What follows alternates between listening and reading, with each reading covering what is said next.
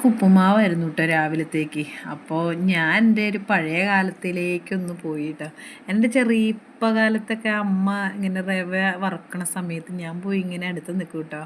അപ്പം എന്തിനാ അമ്മ ഇത്, എന്തിനാ അമ്മ ഇത് ചോദിക്കും. അപ്പം അമ്മ പറയും ഇത് ചിറ കെട്ടാൻ വേണ്ടിയിട്ടാണ്. അപ്പോൾ നമുക്കറിയാം ഇതെന്തോ പലഹാരം ഉണ്ടാക്കി തരാനാന്നറിയാം.